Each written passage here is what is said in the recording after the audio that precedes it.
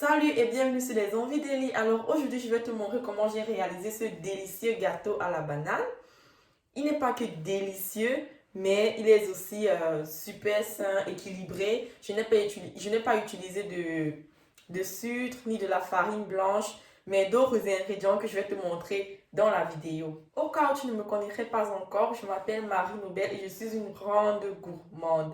J'adore franchement manger, mais il y a quelques temps, j'ai décidé de faire un rééquilibrage alimentaire, c'est-à-dire de manger africain et de manger plus sainement, de manger plus équilibré. Dans cette même lancée, j'ai aussi écrit un e-book. C'est un petit livret électronique qui contient en fait 10 astuces pour manger non seulement africain, mais aussi manger équilibré. Parce que beaucoup de personnes l'ignorent, les aliments africains sont très riches, franchement sont super pour la santé. C'est juste que parfois, ils ne sont pas cuisinés à leur avantage. Parfois, ils sont cuisinés de façon qui ne met pas en valeur leurs propriétés, leurs nutriments. Donc, dans ce e-book, en fait, je partage avec toi, comme je l'ai dit, 10 astuces qui vont t'aider dès maintenant à reprendre ton alimentation à main, de manger plus équilibré. Et pour revenir à ce délicieux gâteau, franchement, regarde comment il est moelleux.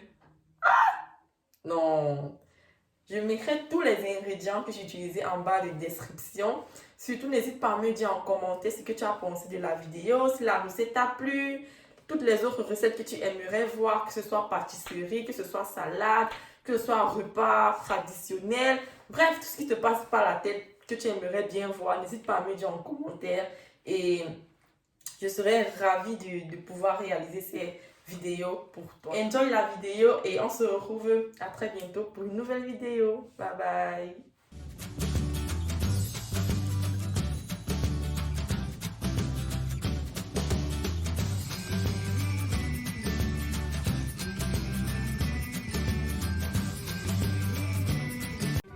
Sans plus tarder, je vais te montrer comment j'ai réalisé ce délicieux gâteau à la banane. Non seulement il est délicieux, mais aussi il est simple et très rapide à réaliser. Alors regarde la vidéo jusqu'à la fin parce que j'ai une superbe astuce pour toi pour comment faire afin que ton gâteau ne colle pas dans le moule. Alors tous les ingrédients que j'ai utilisés ainsi que les quantités exactes sont en bas de description. N'hésite pas à aller checker afin d'avoir toutes les informations.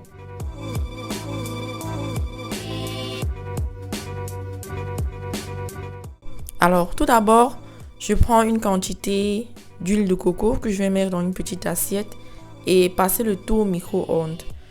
Le but en fait c'est d'obtenir l'huile assez liquide pour que ce soit plus facile au mélange. Mais comme je ne suis pas très patiente, je n'ai pas attendu longtemps, du coup l'huile n'a pas bien fondu. Mais c'est mieux vraiment d'attendre que l'huile fonde suffisamment. Et là maintenant je rajoute le miel et je mélange.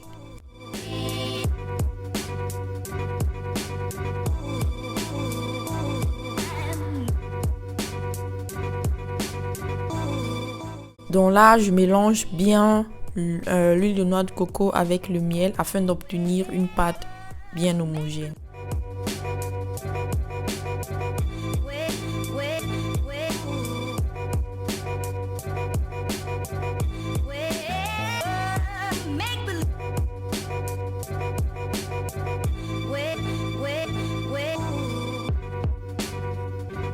Ensuite, il faut rajouter les œufs et continuer de mélanger.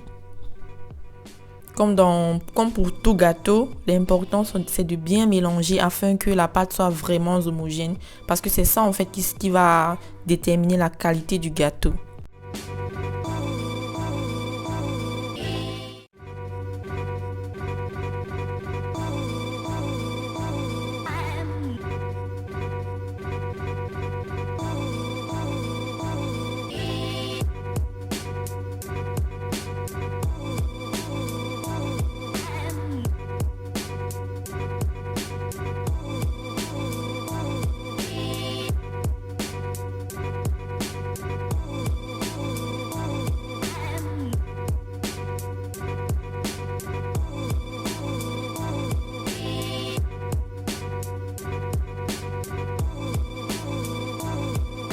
Donc maintenant, on va écraser nos bananes bien mûres.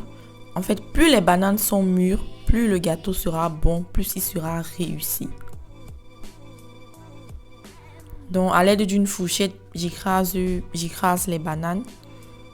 C'est un peu comme pour faire les beignets maïs. C'est exactement la même chose. Il faut bien écraser la banane et obtenir une pâte assez, pas très liquide, mais quand même assez pâteuse.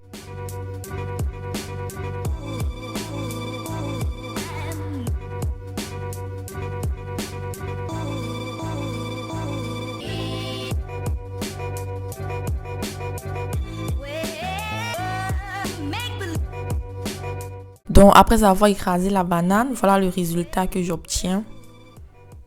Et voilà. Donc maintenant, on va rajouter la banane écrasée au mélange qu'on a fait précédemment, c'est-à-dire à l'huile de coco ainsi que le miel. Et on va mélanger, tourner, tourner et tourner.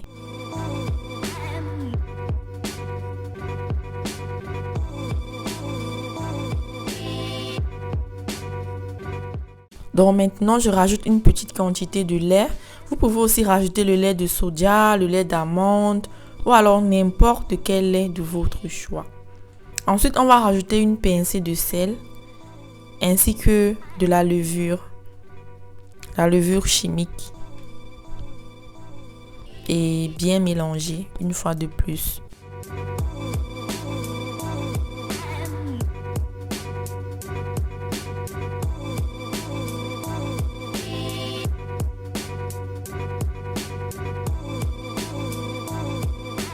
Alors, moi j'ai rajouté la noix de muscade comme arôme, mais tu peux aussi rajouter le zeste de citron, l'arôme vanille ou alors tout autre arôme de ton choix que tu aimes bien. Ensuite, on va rajouter aussi la farine complète. Ce n'est pas de la farine normale, mais c'est de la farine complète qui est beaucoup plus riche en nutriments, qui est beaucoup plus riche pour l'organisme. Ensuite, on tourne. Mais on fait attention à ne pas tourner de façon très forte afin que, la banane ne s'écrase pas davantage. Donc il faut vraiment tourner de façon délicate. Maintenant, je vais rajouter les raisins. Mais comme alternative, tu peux rajouter des pépites de chocolat. Tu peux rajouter des noix comme la noix de cajou, des amandes. Bref, tu peux rajouter tout ce que tu aimes. Et ça fera l'affaire. Donc j'ai rajouté des raisins et je mélange bien. Faire attention à ce qu'on tourne bien jusqu'au fond de la bassine pour ne pas qu'il y ait des parties blanches de farine dans la pâte. Et voilà, hein, la pâte elle est presque prête. Et on peut désormais apprêter notre moule. Maintenant, je vais te montrer l'astuce afin que ton gâteau ne colle pas dans le moule. Il suffit en fait de mettre du papier sulfurisé dans ton moule avant de mettre la pâte.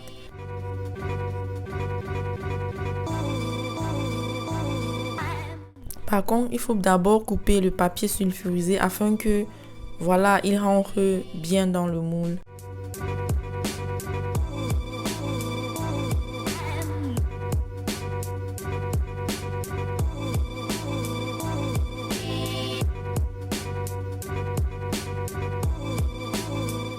Donc après avoir coupé chaque partie du papier, je le mets dans le moule. Maintenant, le papier sulfurisé peut entrer plus facilement dans le moule et voilà.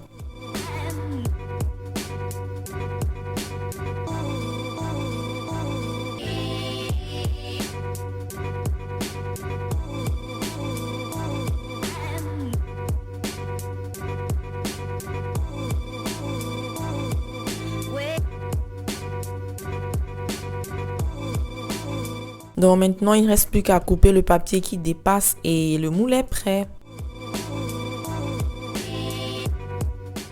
Donc maintenant, je mets la pâte dans le moule et je vais mettre le gâteau dans le four. Surtout, n'oublie pas de préchauffer ton four au moins 15 minutes avant de mettre ton gâteau. De préférence, tu préchauffes d'abord le four avant de commencer à préparer le gâteau.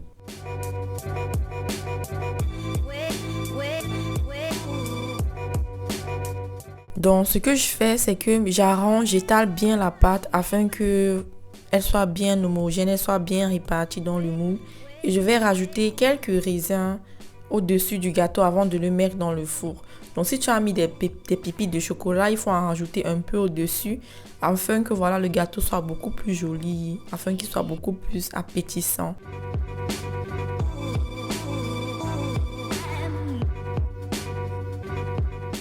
Alors 1 heure plus tard environ, le gâteau est prêt et voilà, vous pouvez l'accompagner de lait, de chocolat chaud ou manger simplement comme ça, ça dépend de vous. Alors, merci d'avoir regardé cette vidéo jusqu'à la fin. Dites-moi en commentaire si vous avez aimé et abonnez-vous.